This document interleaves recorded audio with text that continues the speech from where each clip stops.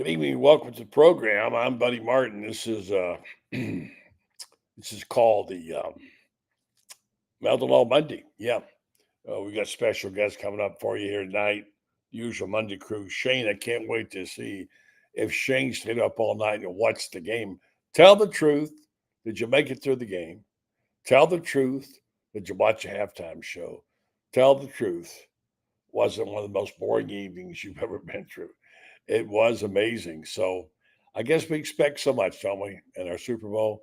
It's like Dwayne Thomas once said, the flaky running back for the Dallas Cowboys way back in the day. He was a guy who never talked, except one time at a Super Bowl. They asked him and said, "What's it like to play in the ultimate game?" And he spoke for one of the few times. He said, "If it's the ultimate game, why do they play it every year?"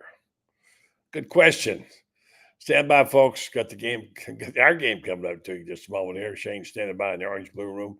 Got Fran Spirit to explain that colossal, what adjective can we use? That unbelievable, remarkable beatdown of the Auburn Tigers at their own arena. Can you believe it? I wonder if the people who vote in the polls saw the game. I don't get these polls. We have Kevin Brockway on to explain that. And Fran Spirit, the mighty one, will be alone. Stand by. The Buddy Martin Show is now on the air, telling you friends and neighbors to come join us on Melton on Monday. Yes, it's time again for Buddy Martin. Call him up and tell him what you're thinking. But be kind because he's doing the best he can. Better, stronger, faster. Mama says that alligators are ornery because they got all them teeth but no toothbrush. What if the voice calls while you're gone? Take a message. Bye! You ready, champ? I'm ready for this my whole life. I'm incapable of small talk. But that's why you love me, right? Kind of intimidating to be in the presence of so many great athletes.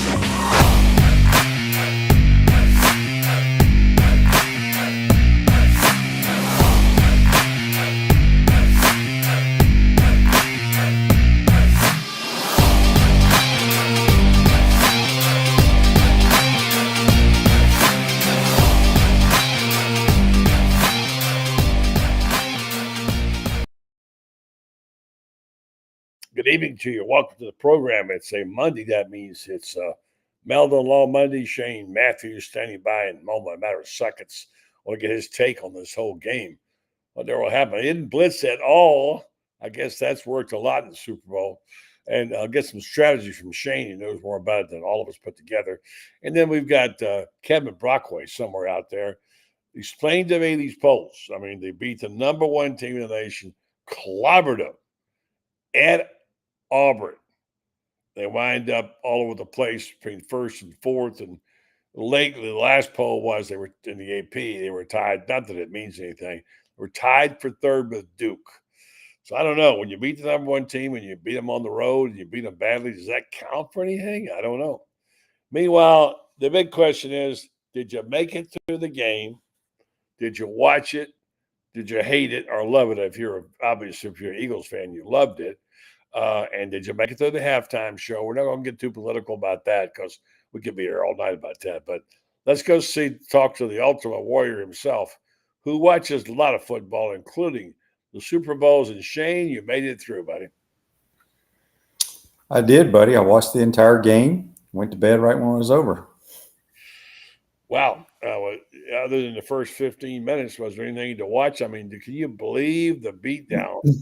They put the Eagles defense was really good, as you suspected they might be. I don't know if I've ever seen at any level of football, especially in the National Football League, a front four dominate a football game like they did. Look, the Eagles and the Ravens have the best rosters on paper, and the Eagles played a really good game, had a really good plan. They played just a too high shell.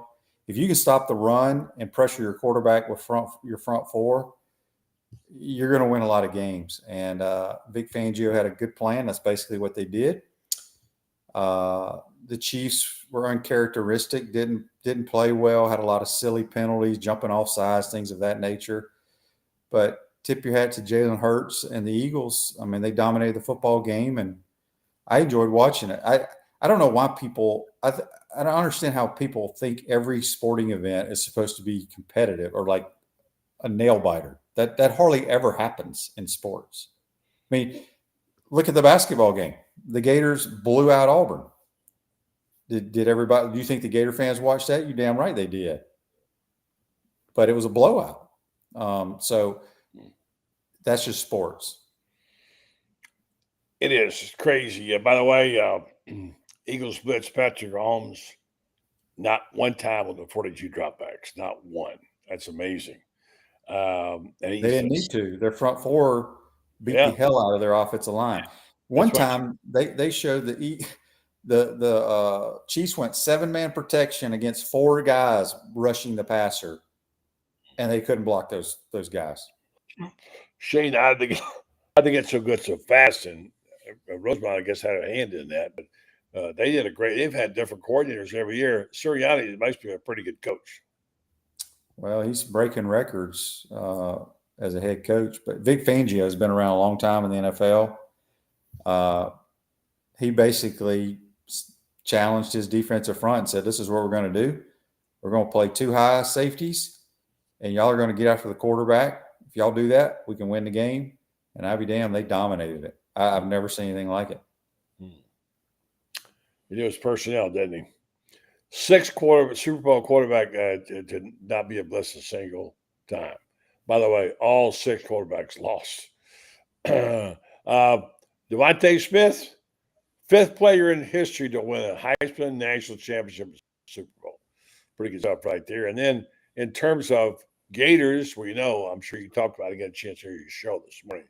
I'm sure you talked about a variety of people, but certainly C.J. Gardner-Johnson and Fred Johnson worked out for the Johnson guys pretty well, I'd say. And then Howie Rosemont, who also attended UF and has been there a while, I guess. A Florida player has won a Super Bowl ring in 14 of the last 16 seasons. Pretty good, huh? Mm-hmm. Yep. So what did we learn from all this? It's been a long year. I think Jalen Hurts gave us a nice story. I'm not sure he should have been the MVP. It should have been a defensive player, but who are you going to pick? And Hurts, who basically was left for dead, he was he bombed out. He hung in there and came back, and he's got a nice story to tell. Yeah, he's a solid kid. He's a coach's son. Probably played the best game he's played as a pro in this game. They gave him the MVP. He played really well. The MVP should have been the defensive line, but I don't think they needed somebody to go to Disney World, and they were going to send 4 or 5 guys. So, but yeah, the Eagles, everybody in the NFL that follows the NFL knows the Eagles and the Ravens have the best rosters on paper. That doesn't always work out, but it did in this case, and they played at a high level. Sure did. I don't do politics on this show. I don't do certain blue political parties, but funny is funny. And somebody tweeted, right now, Joe Biden is calling Don Henley to congratulate the Eagles on winning the Super Bowl. That's pretty funny.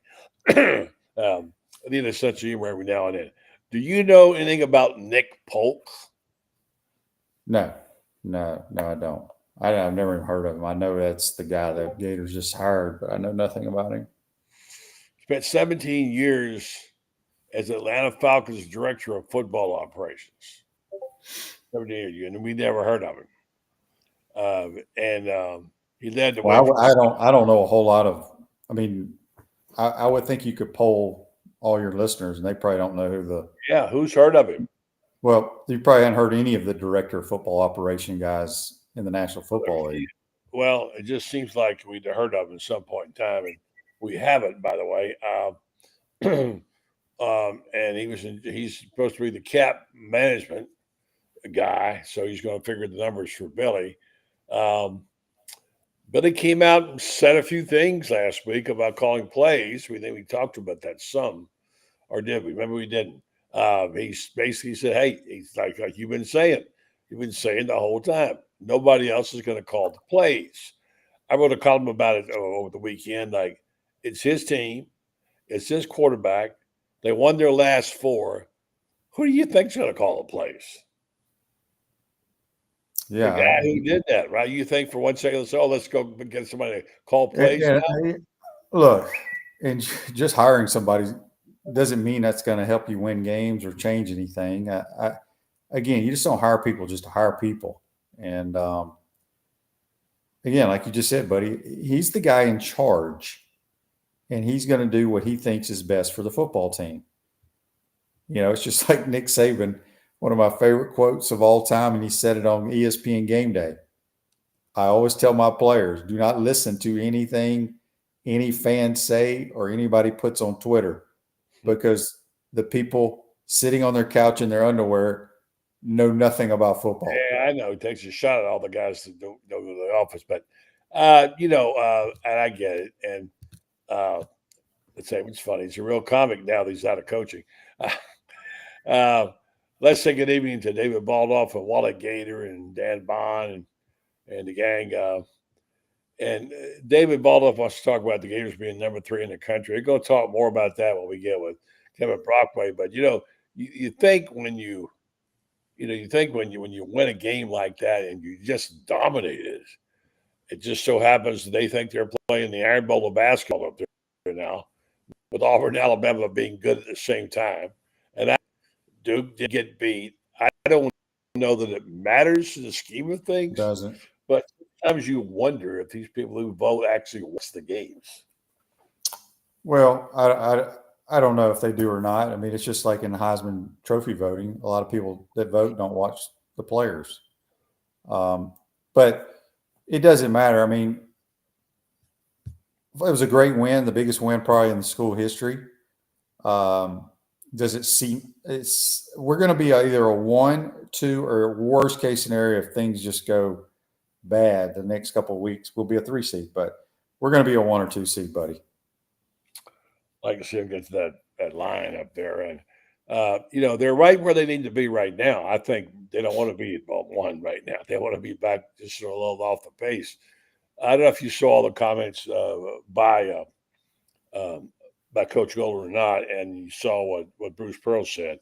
How shocked were you that they dominated Auburn, especially missing a player, a key starter like Elijah Martin?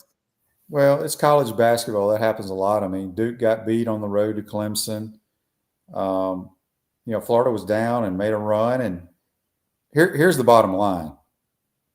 If you make shots, buddy, you're going to win a lot of basketball games. And the Gators made a lot of shots, and they made a lot of three-pointers Saturday.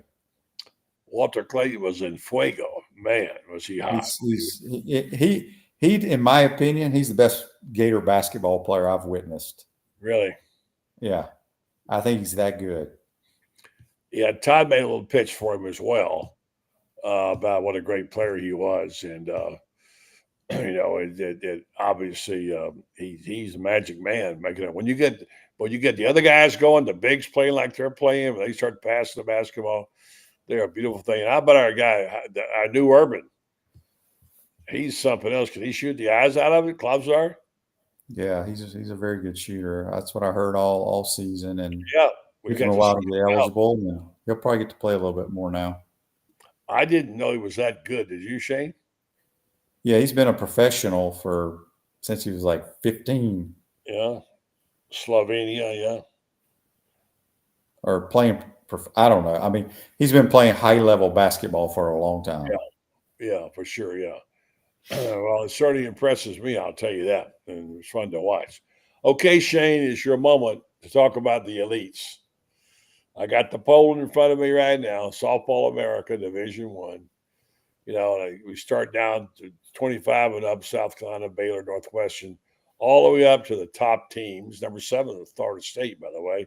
6, Tennessee, Texas A&M 5, UCLA 4, Oklahoma 3, and Texas 2. And Tim Walton's Florida Gators, number 1 in the top 25.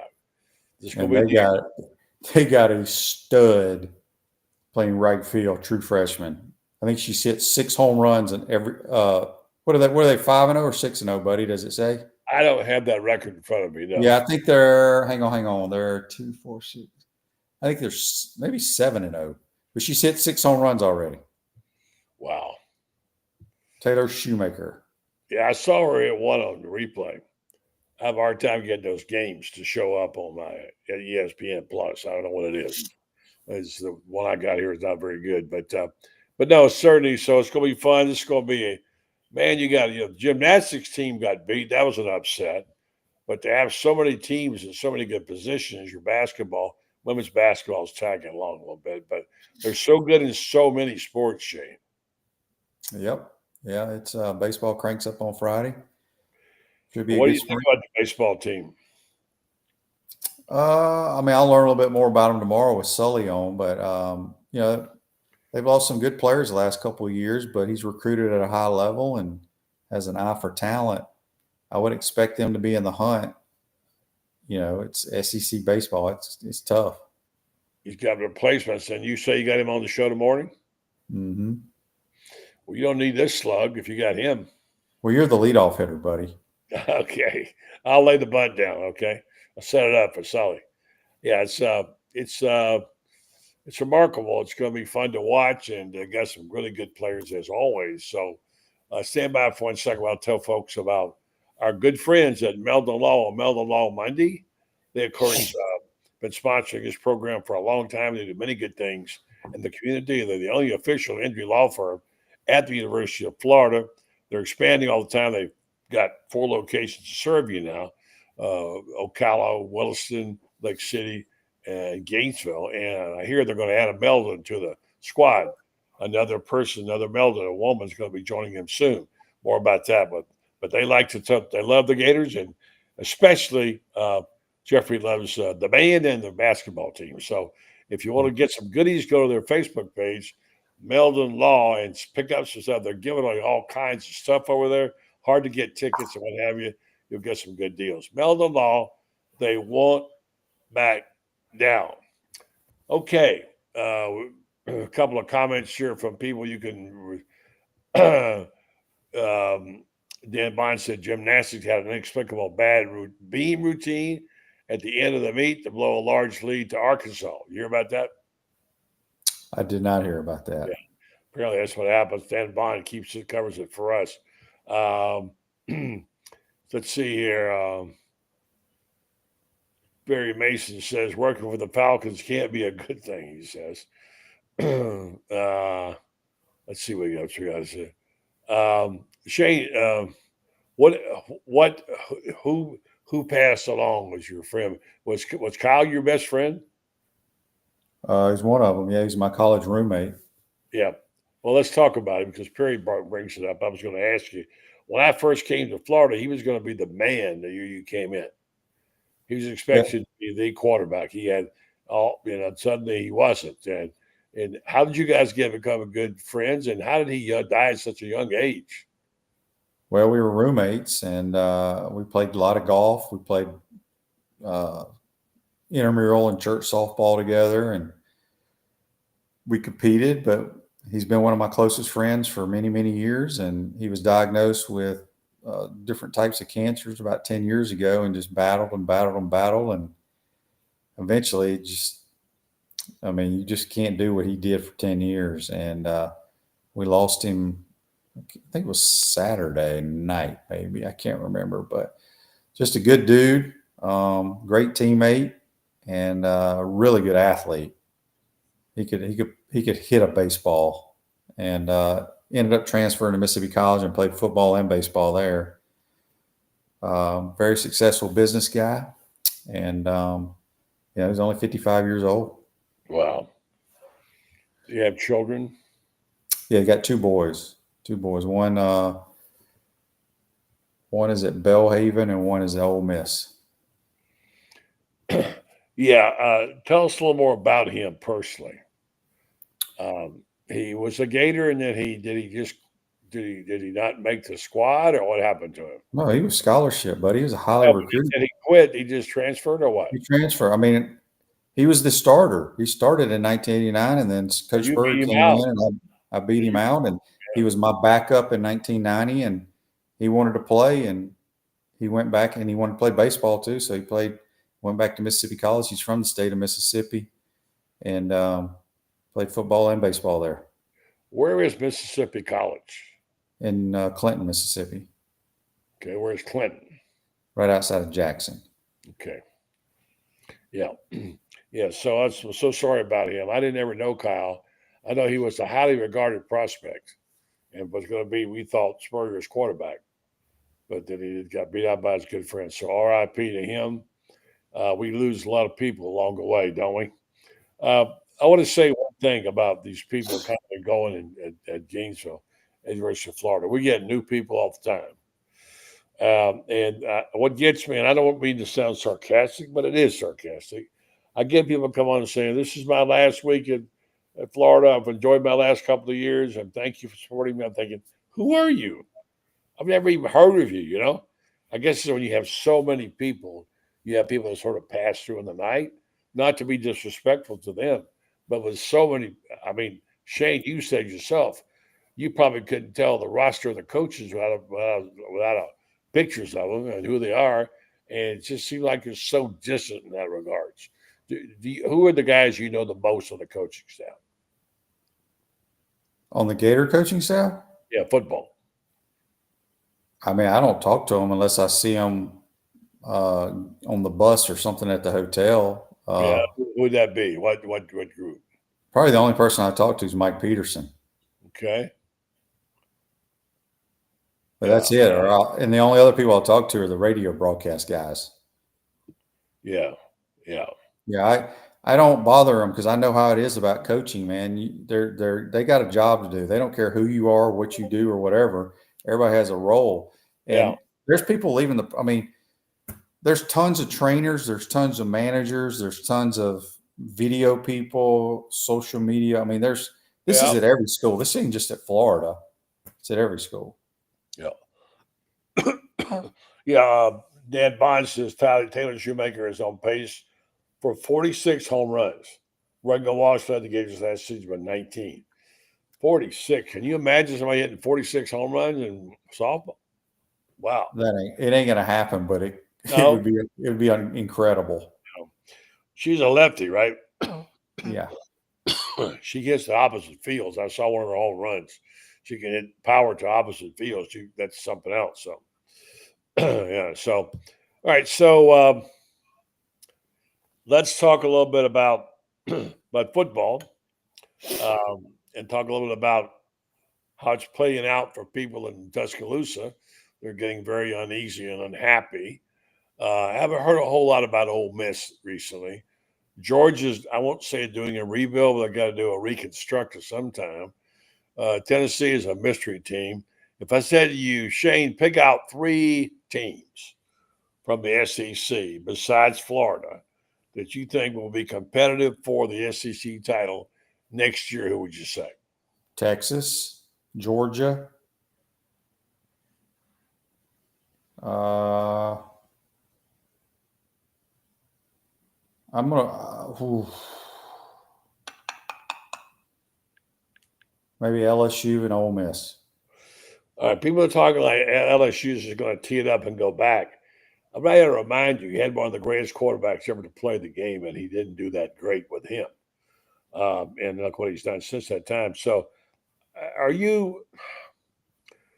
how good a coach is he? Who?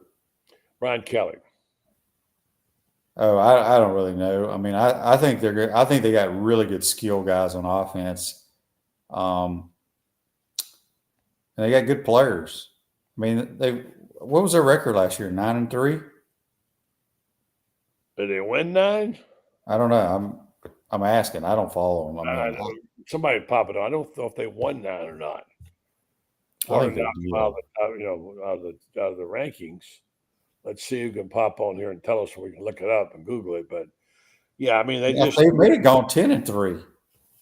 No, they didn't go 10. They won their bowl game, I think. Well, I'm talking about regular season here now. Well, I think they went 9-3. Well, you didn't think he had a bad year? I mean, LSU expected to be in the let's see what their record was, since nobody's telling me. I've got it up now too. I got it right here in front of me, but they were 8-4, maybe. Oh, let's see here. Let's see. Well, hold on. They were 9-4. Yeah, they were 9-4. Yeah, They were 5-3 in the league. Oh, win. Yeah, 9-4. Oh, win. So that's not good. They won the same number that Florida did, and Florida beat them. No, Florida had fewer wins than them. Florida won 8-5. Well, not 8-5. That's correct. You're right. 9-4. So the team that surprised me was South Carolina. I just didn't see them coming. Did you? No, I'm still. I know people like them. They don't do much for me. Their quarterback is very erratic. He's going to make some good plays. He really reminds me of Anthony Richardson. I think they're the same exact player. I agree with you. I just don't believe in that guy. But let's see. France Beards is going to join us. He says LSU is 29-11 in 3 years for Brian Kelly. Is that good enough? 29-11. 11. 29-11 is pretty good. I'd take it. Not LSU. They think they're national champions. And these Well, I agree, but 29-11 is pretty good. What's our record in 3 years? Pretty good is not good enough at LSU. What the money he's Well, it shouldn't be, but what's our record in 3 years? Well, you can do the math. You know what they won. You asked me to look up the records. They won obviously 8. They won what 6 was it? I forget. I don't know. I'm not good with the numbers. Franz will tell us. I think it's 19-19 if I'm not mistaken. You are correct. It is 19-19. That's right. So yeah, I take. Well, let's ask Franz. Is that good enough, Brian Kelly? Franz? No. And LSU people are not happy. He's not popular in the state. He's not even popular among the people in his own athletic building. You have a very good contact. It was very good and very well thought of. Yeah. I won't give up your source who told you. Basically. He's very he's disliked in his own, And the thing about it is he is all phony. He comes in there with that phony Cajun accent. Nobody buys it. He comes in there trying to act like he's been around. He hasn't. I mean, he may sell that crap in the Midwest, but it doesn't sell down in Baton Rouge. And here's the thing: he had the greatest quarterback in college football for 2 years, and he lost 7 ball games with him. Because he's had no defense last year, supposedly had the best offensive line in college football, and they couldn't run it. And then Florida sacked him 6 times. So, and they loaded up on skilled people again this year, which is what he's done. He's not growing his own talent.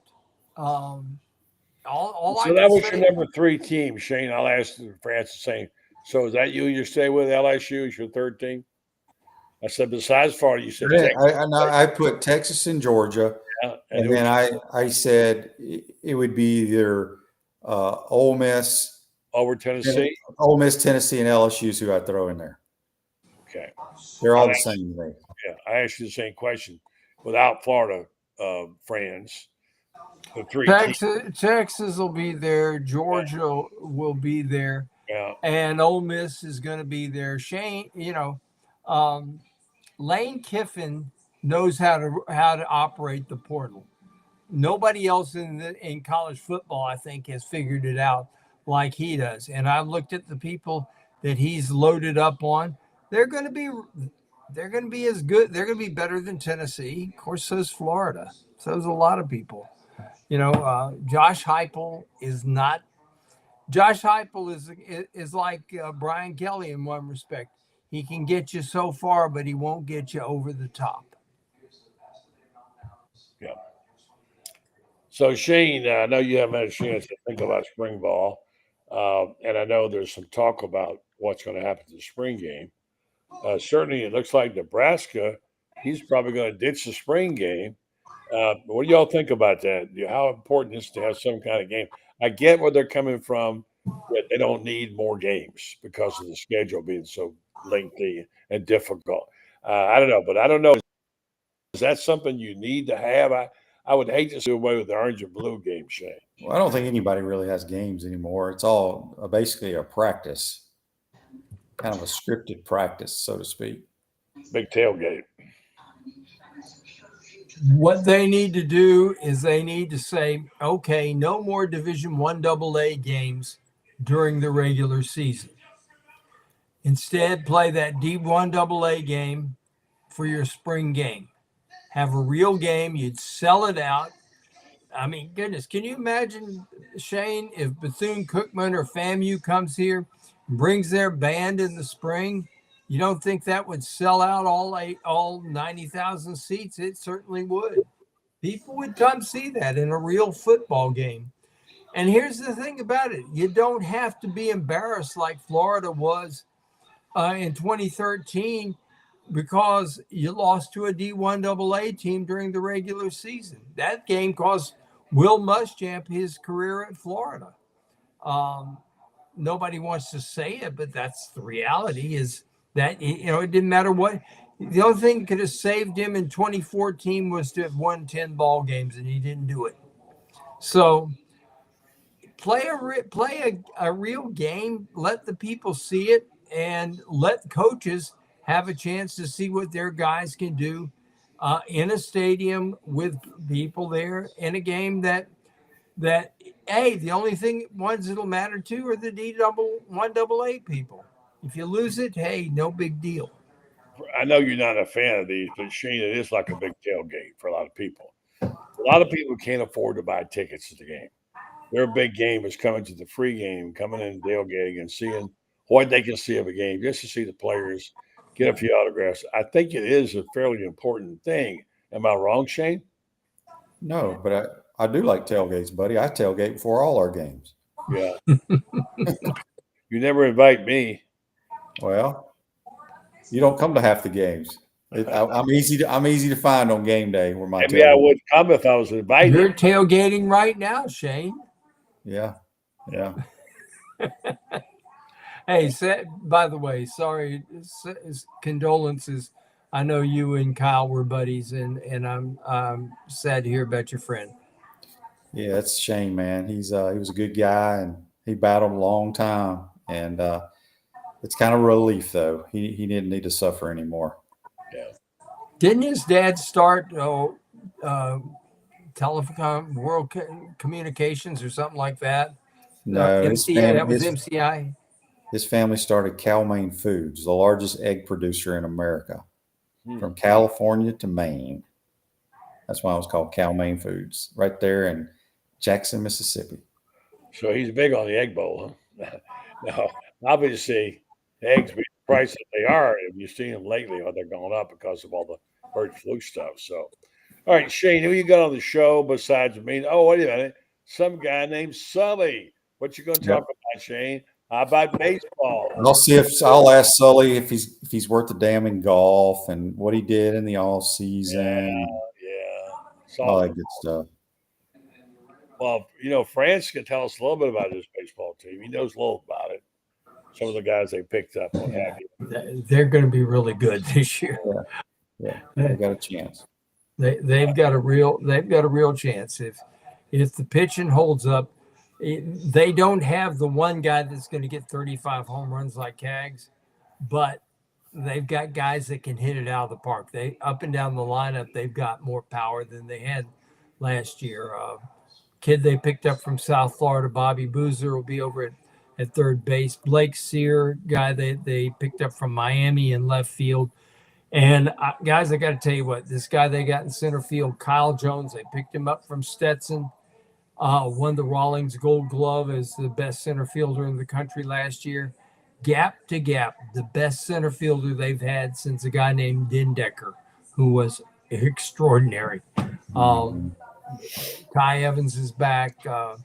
They got power. They got people that can hit it out of the yard. And as I understand, they've cut down on the strikeouts enormously, particularly at the top of the lineup with Kyle Jones and Blake Sear and Boozer up there. So that would be really good because last year they struck out way, way, way too much. And that had a lot to do with the fact that the record was what it was. They struck out a lot. And Kaggs was the only one who really cut down on his strikeouts. Kaggs was a hard guy to strike out last year. Everybody else was easy. All right, Shane, let you go. See you in the morning, Coach. I'll be there bright and early, ready for your hard-hitting questions. Don't give me anything too hard, would you please? They won't, buddy. But buddy, get ready. You're gonna get a lot of softball talk, I'm sure. I'll softball talk. I better start doing some studying tonight. Yeah, I don't know jack about them. I tell you that right now. they're damn good. Yeah. All right, see y'all. See you, Yeah, friends. Take care, Shane. Are they elite or not? And you say, yeah, they are. And I guess they are. They're elite. All right, thank you, Shane. The great Shane Matthews, bottom with Matthews every week. Don't forget to catch him. And gosh, we've been doing. That's amazing how long we've been doing this, friends. It's incredible that we've been doing this kind of thing for so long. We were talking about it the other day about when we started. Oh my gosh, I can even go back to that. It's fun to do, and we've had a great time doing it. And thank you for all your participation and your help on that. Now I'm going to look for what they call Titan MRI and imaging. Could probably do it by heart, but I want to tell folks about this fine company. In fact, I'm going to get their QR code and we'll start talking about it. Well, they've been around for a while. Friends, you probably remember them. Let's see how I got here. Titan MRI on my QR code. There it is. It's changed. I'll use this right here. Titan MRI imaging now, of course, is what it's about. And nobody ever likes to go have an MRI. When do you like to go have that? And you go into one of those small little holes, and you wind up having to be uncomfortable and just claustrophobic. And they don't want you to do that. They want you to be more relaxed, and so they'll make it as best as they can for you. And you need to check them out and find out more about their now Titan MRI and imaging. Acquired Highfield MRI. Joe Coloria started at Highfield in 1997. Now he's back. Titan MRI's imaging now has 3 locations to serve you. 2 in Gainesville with its Park Avenue location. You see a logo right there, their QR code. Then, of course, at Millennium Center and Lake City, serving all of Columbia County and Valdosta, Georgia. France got a call. Titan MRI and imaging offers the same great customer service, and they now accept insurance through their convenient self-pay. You can use that if you like on their options as well. They'll make it possible for you to be able to write a check or whatever you're going to do. Titan MRI and imaging offers MRIs, CAT scans, X-rays, and ultrasounds. Easy scheduling with lots of options, including the evenings if you need it.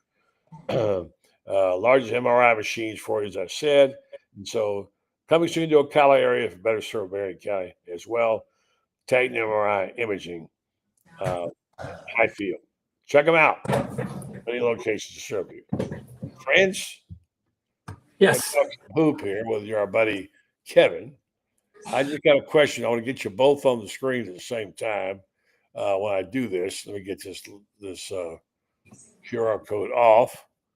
Let's see how I do this. Yeah. Okay. Well, I mean, we saw the basketball game of basketball games. We talked about it on the program on Saturday. We had a pop-up show, and we talked about what we had just seen. And, I mean, it was staggering. It was just absolutely staggering what they did and how they dominated. And I have a question for both of you. Do the people who vote in the polls actually watch the games? I mean, really, I watched Kevin's tweets today all over the place. And, you think, what's the next poll going to say? I don't know. It seems to me if you beat the number one team by 1 million, you should be better than most teams. And don't give me a quad 1, quad 6, quad 2. What? Who cares? They beat the crap out of the number one team. They dominated them. And so, anyway, now all I want to talk about is the new Auburn, Alabama dynasties. It's the Iron Bowl of basketball. I don't know. Is it just me, Kevin, or what's going on with these people? Well, I mean, that's a school of thought, right? Like who's playing the best right now versus a resume. Listen, Auburn's resume still is pretty impressive. They played a poor game on Saturday. Florida took advantage. They knocked down 13 threes. They were terrific. They were down 7 early in that game, and obviously I was up there. Will Richard had 2 fouls, and you got to give this team again. This is another resolve test for them to come through. And Walter Clayton Jr., my God, coming off the sprained ankle, what he did. Todd Golden was asked about today. He said, "Look, I think we're clearly one of the top 4 teams in the country, and what's really going to matter." Buddy, is March, to see how it plays out then. And if you can get that number 1 seed, all this stuff will be, laughed at. And I know some people, Billy Donovan used to say, hey, rankings aren't that big of a deal. There's a little prestige about being the number 1 team in the country. I get it. And maybe Florida will get there before the end of the year. But they're creeping up now. They're number 3 in USA Today. And it's pretty amazing. I know in the coaches poll, and I always reference that because they pay our bills now at Gannett. The top 4 teams are all SEC teams. So you've got Auburn 1, Alabama 2, Florida 3, and number 4 Tennessee.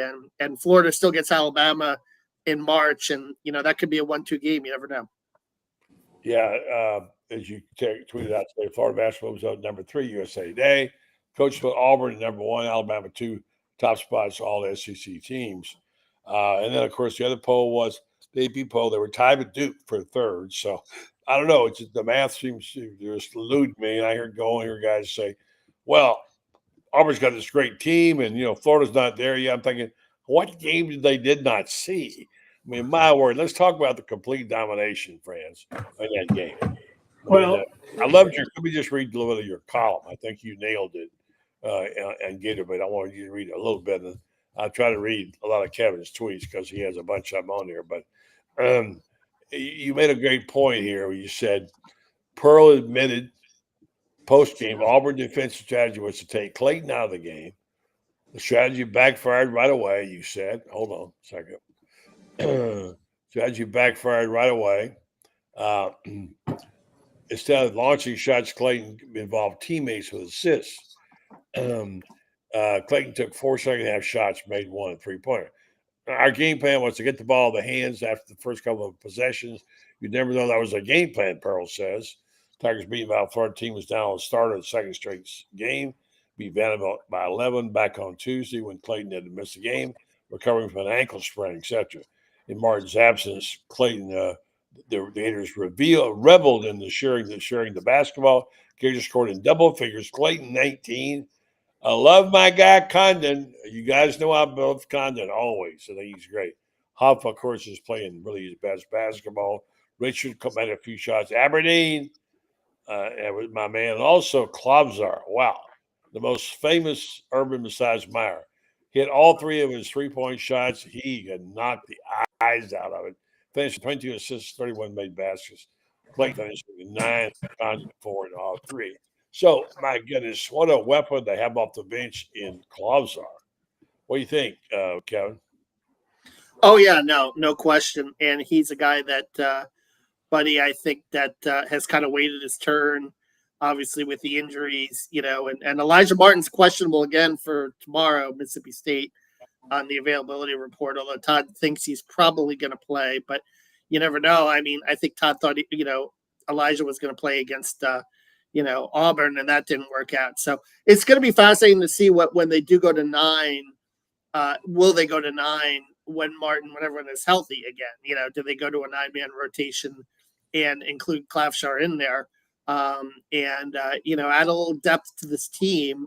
And certainly, but whose minutes get cut in that situation, if that's the case. But Klafshar, he gives them that 3-point scoring weapon off the bench. He didn't start out great shooting from 3, but 5 for 5 in his last 2 games. You can't argue with that. And he seems to defend a little bit okay and can handle the physicality in the SEC a little bit okay. So I think he's a guy that can contribute here down the stretch for Florida, Buddy. What he's done that really impressed me, Kev, is the fact, you're right, his defense has improved because that's what kept him off the floor in the first month or so of the season. But what has impressed me was watching him pass the basketball. He found Alexis. Both, Alexis it needs to be on the floor with I love Alexis when he knocks down those threes. Comes out like that, pure shooter. Both times, good, really nice passes from Klavzar, and he's a very, very skilled passer. It makes you wonder if he's not the heir apparent to the point guard when it's all said and done. I know that that Todd really likes big point guards, and Denzel's that guy when it comes to that. But it's no denying this kid's got skills. Why do you want to take a pure shooter and make him a point guard? He's a two guard. I mean, he's too good of a shooter to be a point guard, in my opinion. I think Todd plays kind of positionless a lot too, and combo. Walter's a combo, right? Klavzar looks to me like a combo. Denzel looks like a combo. So I think just having that versatility, and you talk about the 3-point shooting. You talked about Sam Alexis. 5 different guys made threes in the Vanderbilt game. 6 different guys made threes in the Auburn game. So that really, it is that kind of pick your poison thing where Florida, and that's what helps when you have bigs that can shoot and extend the floor, and that just opens up everything. Thomas Howe hit a 3, obviously up in Auburn as well. Condon has shown that he can make some threes here and there. So when you have multiple guys that can shoot the ball well from the perimeter, it just really, opens up the whole floor to other opportunities. And, certainly we saw it on the rolls and the alley-oops to the basket as well, that Florida executed really well in the second half of that Auburn game. Francis really loves Huff. And I can see why he does. He's such an interchangeable part. He can do so many things. My gosh, he can play for a point guard. He can handle the ball. He can take the ball to the hole. He's a good passer. He comes up with big plays. He can knock down 3. And he seems to be getting better all the time, friends. Well, he's that indispensable guy that you've got to have, that when he comes into the ball game, the energy level for everybody picks up immediately. I think the guys would be maybe they subconsciously feel, I'm not going to let this guy embarrass me by out hustling me. So all of a sudden you start seeing everybody diving for balls and hustling like crazy when he comes into the ball game. But he is he's Florida's answer to the Energizer Bunny. He lifts the energy level for everybody on that ball club. I would say, I don't know. I haven't really paid all that much attention to 6 men, the rest of the league, but I would have to say this is a guy that's got to get serious consideration for 6 man of the year in the league. I agree. Yeah. And that tap back play was huge. Obviously, that was a huge, that and Aberdeen knocking down the 3. That really quieted the crowd. Aberdeen hit a couple big threes in that game, in the second half. And obviously, the one with 2:30 to go is pretty amazing. And then Florida fans that were there at Auburn started, it's great to be a Florida Gators camp. And the Auburn PA system immediately piped up the music to drown it out. It was kind of funny how they didn't want any of that. But like I said, and that's the performance, particularly coming off that, Tennessee 20-point loss. And I think that's the one thing, Buddy, when you talk about the number 1 team, maybe that held them back. Had they not lost that game or been, more competitive in that game, maybe you could make the argument for them being number 1 in the country. But I do think that might still sit with some of the voters or some of the coaches, the fact that they did have that one game that kind of, where they kind of laid an egg, as opposed to, beating Auburn and also having a 6 or 7 game win streak. I think you're right there. I'll tell you what, I'm going to be interesting to see Tennessee, I believe, has, they've got to go on the road to Kentucky this week, and they've got to play Vanderbilt, which has already beaten them this week too. The Vols, if they lose another ball game, they have no shot at the SEC championship. And 5 regular season losses, in the SEC, that's nothing, but it will play into seeding this is a big week. These next several games for Florida. I think Florida could easily go 4-0, maybe 5-0 to get into those last 3 ball games. And if they're 5-0, that would put them at what, 12-3, and with 2 of the 3 at home, Florida could win it. I don't know who's going to beat Auburn 2 more times, but I can tell you, Auburn's going to kill Alabama, I believe. But that's another story. Is that game in Tuscaloosa, or is that game in? In Tuscaloosa, the last game of the season's in Auburn. Yeah. But they've got to play. They got to play twice. I think Auburn can handle Mark Sears and Grant, but I don't think Alabama's got anybody that can handle Janai Broome. And they can let Janai Broome. Florida apparently has. Yeah, Condon. Yeah, buddy, that was one of the unsung, I think, aspects of that game was how Condon defended, Janai Broome in the post, because Broome did get his points at the end. Some of them were garbage points, but 8 of 19. And Alex just talked about just force him to his offhand, which is really simple if you think about it. Getting him to his weak hand. But he worked that well. He worked him really hard, and Alex had a double of his own in that game, and was 7 of 10, was much more efficient from the floor in that game. I thought he was terrific, and has been SEC Player of the Week. I mean, he was terrific against Vanderbilt as well. I think that he's the first, multiple SEC Player of the Week winner for Florida, since Michael Frazier and Scotty Wilbekin in 2014, or maybe Jalen Hudson in 2017. I think I saw he did it 3 times, but in those categories. So he's stepped up, and he's a guy that, listen, I think at the end of the year, he's going to get some attention from scouts, and he's going to have a decision to make, but he's certainly, enjoy him now, because he is a talent, and he has developed really nicely in this program under Todd, and his staff deserve credit in that as well. Here's what he did defensively that I was so impressed with. Janai Broome, if he gets his right shoulder into your chest, you can chalk it up. It's 2 points. Condon did not allow him to get his right shoulder into his chest so he could extend with his left hand, and that just totally threw him off. He could not handle the fact that he couldn't make that turn. And Condon just muscled him out of there. And all of a sudden, he's going to have to try to do a face-up, and he's not a very good face-up scorer. He's a good scorer coming over his shoulder. He's not a really good face-up scorer, except he's pretty good on the perimeter. But I'm talking about inside 8 feet, he's not a good face-up scorer. Yeah. And credit, Florida coaching staff for identifying that as well, and for Alex executing that.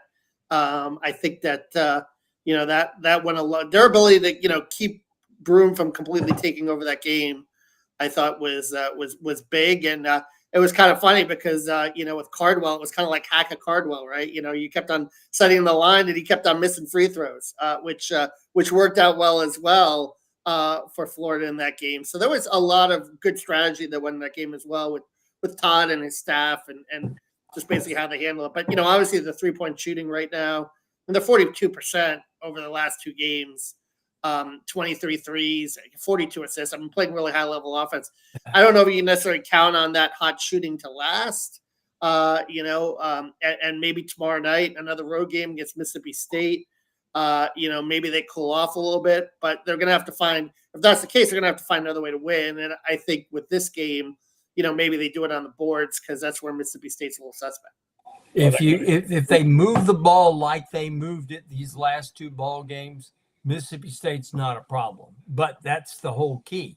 The shooting, I think, it's what comes first, the chicken or the egg. The good shooting creates good passing, or does the good passing create the good shooting? I'm of the opinion that the good passing has created the good shooting, because it's kind of like that assist Walter had to get to Klavjar in the first half.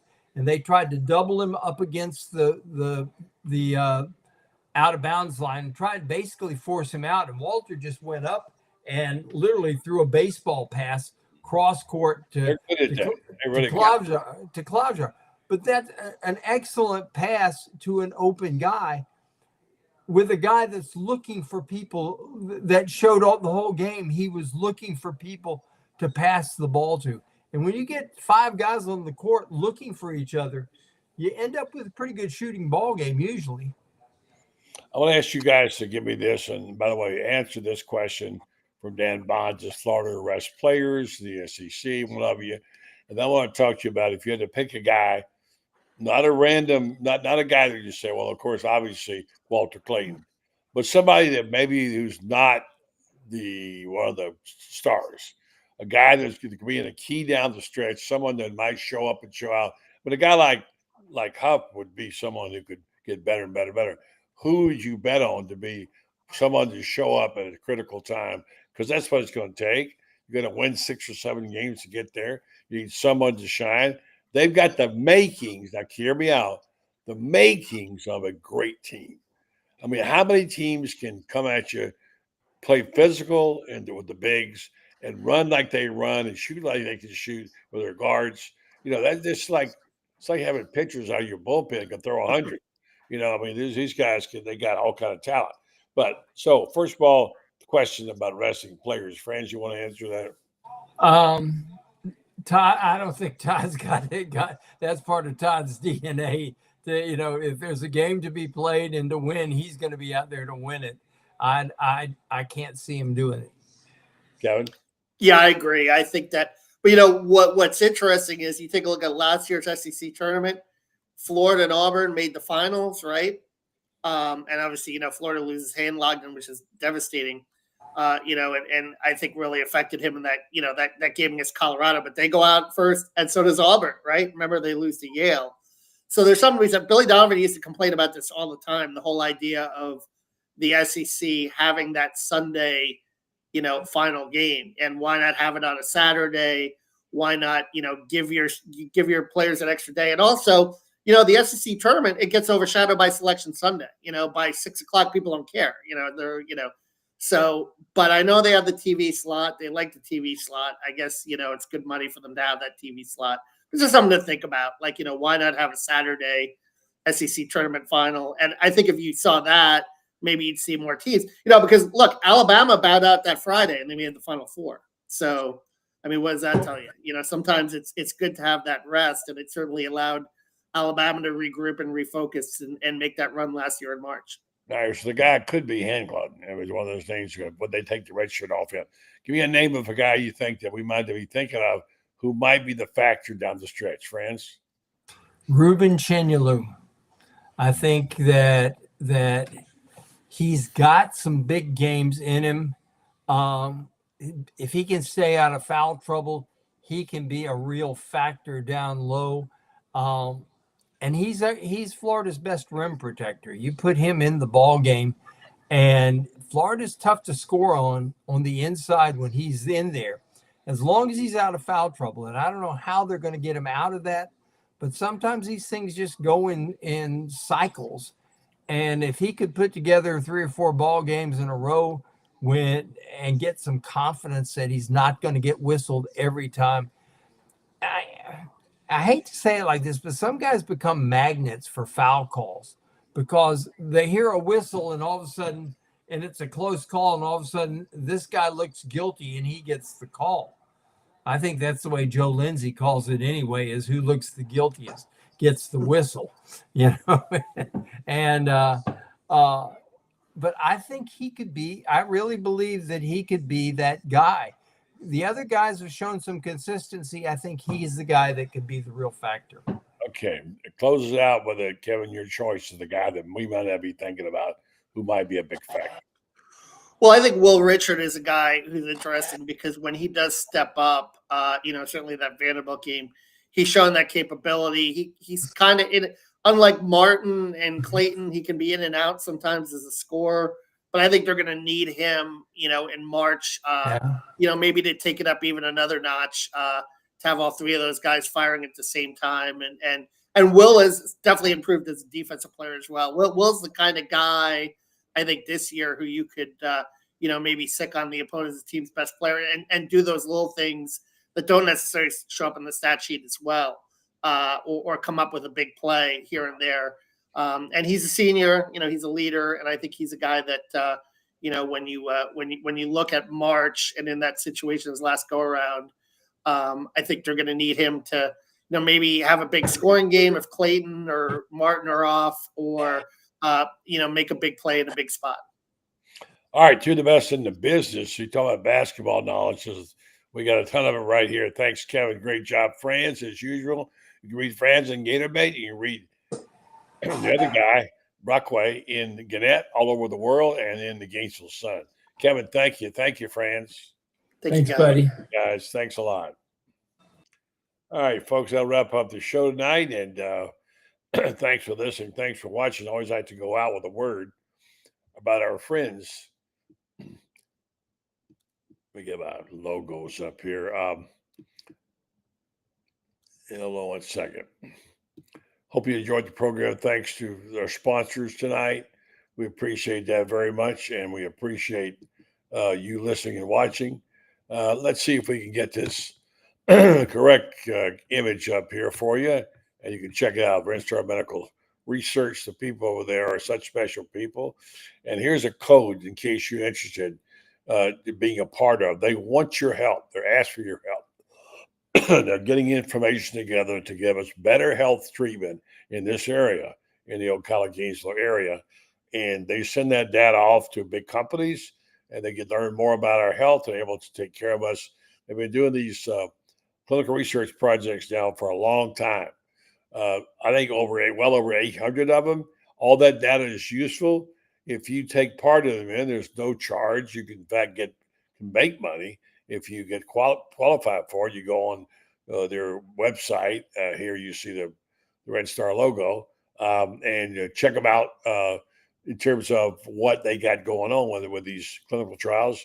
You can apply, and if you get picked, you'll be compensated for your time and travel. And it's very simple. It's not any difficult, no heavy lifting, and you'll help them get information that can be useful to you, useful to them, and useful to all the folks in the area. They do great work. They're a great member of the community. Appreciate all the support we get from them, and we appreciate all that they have become to us as our friends. Check them out. Superior Medical Research Team, seeking tomorrow's answers to health questions today. Red Star Medical Research. Folks, have a great night. We'll catch up to you again here. Tomorrow night, we've got, don't forget Shane in the morning. He's got Sully on. Tomorrow night, we'll have Lauren Meadows, captain of the ship with his team. And then on Wednesday, we're back with Allie, Scott Carter, and our team. And then Thursday, of course, it's Ben and friends and Coach Meadows again. Have a great night, folks. Thanks for listening, and thanks for watching. Back tomorrow night with our guy. Don't forget tomorrow morning, I'll be here with Shane and the team. Have a good night.